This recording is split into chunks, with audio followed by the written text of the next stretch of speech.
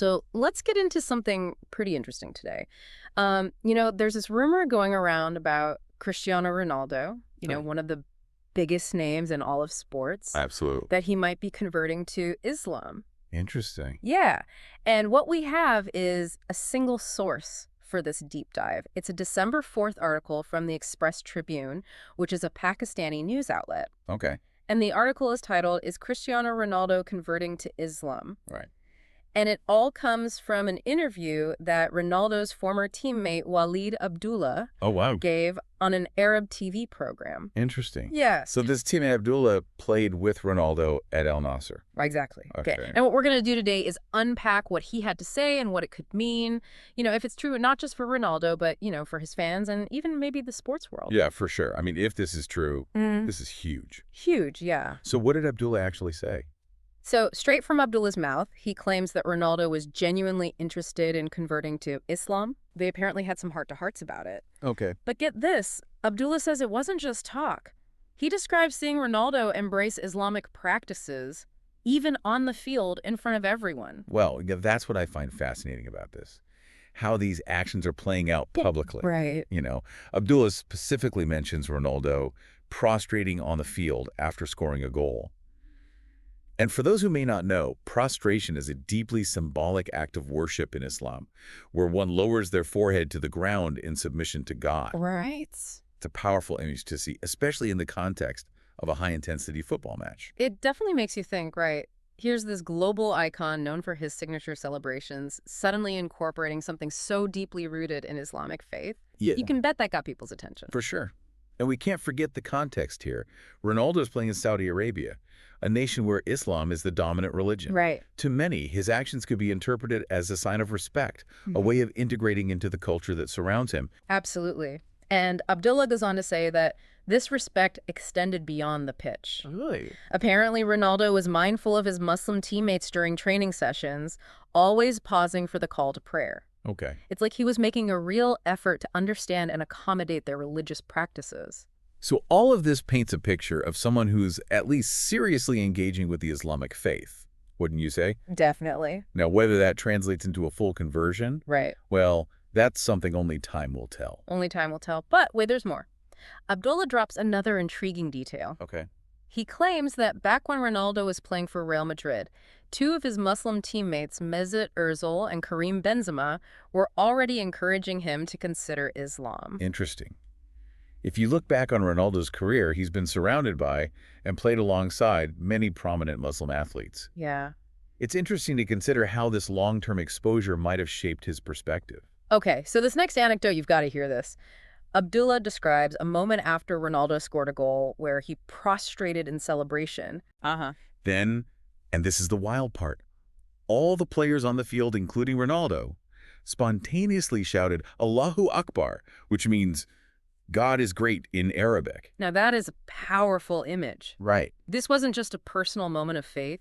It was a collective expression that seemingly transcended individual beliefs. Wow. It really highlights how sports in its own way can foster these moments of unity and shared experience, even across cultural and religious lines. I mean, think about it. A stadium full of people from different backgrounds coming together in that single exclamation Yeah, gives you chills, right? it certainly does, but it's also important to acknowledge that we're relying on Abdullah's account here, and any story retold has its own filter. Right. Still, if this happened the way he describes it, certainly adds another layer to the conversation about Ronaldo's possible conversion. Totally. Now, it's not all about religion here. Yeah. Abdullah made sure to emphasize that Ronaldo is first and foremost an incredibly disciplined and dedicated athlete. Of course. He attributes Ronaldo's extraordinary success to these very qualities. Right, and that's crucial to remember. Regardless of where Ronaldo's spiritual journey takes him, Yeah. his dedication to his sport is undeniable. He's considered one of the greatest footballers of all time, and that shouldn't be overshadowed. Agreed. But let's be real, this possibility of him converting adds a whole other dimension to his already captivating story, right? For sure. And to top it off, Abdullah paints a picture of Ronaldo and his son being incredibly humble and fitting right into the Saudi community. That's nice. He says they're down-to-earth approachable, and the locals have really taken to them. I like that. Yeah. It seems Ronaldo is making a conscious effort to embrace this new chapter, this new culture.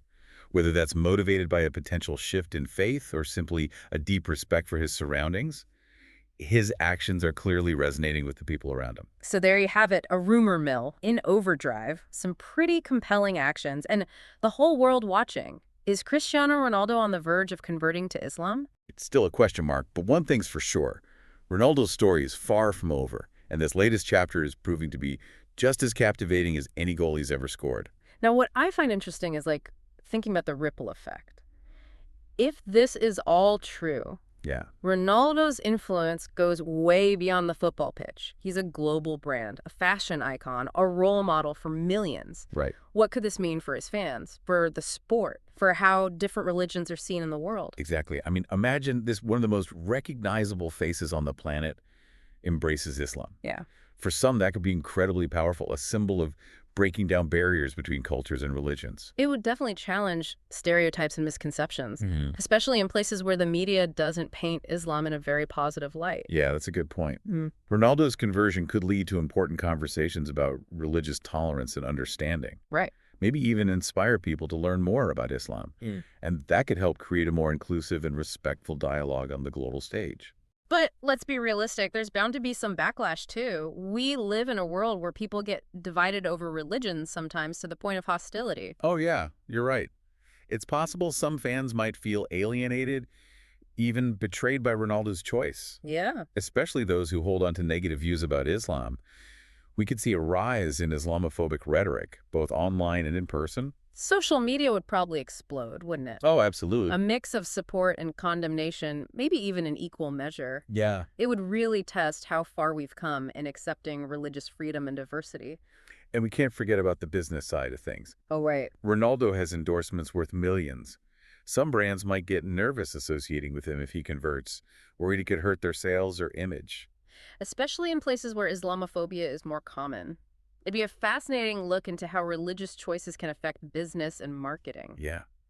But on the other hand, some brands might see it as a chance to reach new markets and demographics. Right. It all depends on how they choose to navigate this potentially sensitive situation. It's like we're watching this massive social experiment unfold. Yeah. Faith, celebrity, and global commerce colliding right before our eyes. And the outcome is anyone's guess.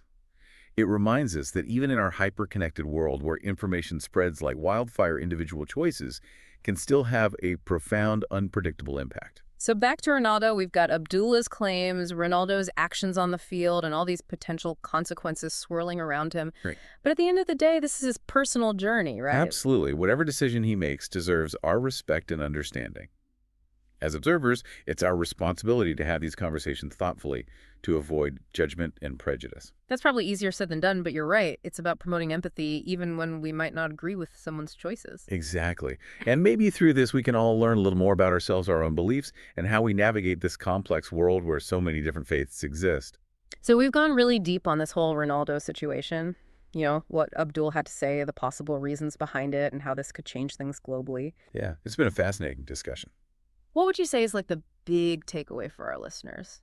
You know, maybe some people just tuning in and hearing all this for the first time. Well, I think the biggest thing to take away from all of this is that Ronaldo's story, Mm-hmm.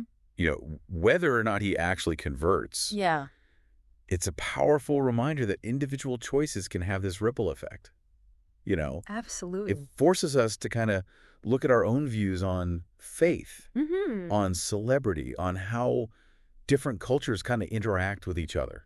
It really makes you think about your own reactions too, you know? Like if Yeah. someone you admire makes a big life change, especially one tied to religion, like how do you handle it? Right. Are you open to learning more or do you just shut down? Like I know I'm thinking about that a lot after this whole deep dive. Yeah, that's a great point.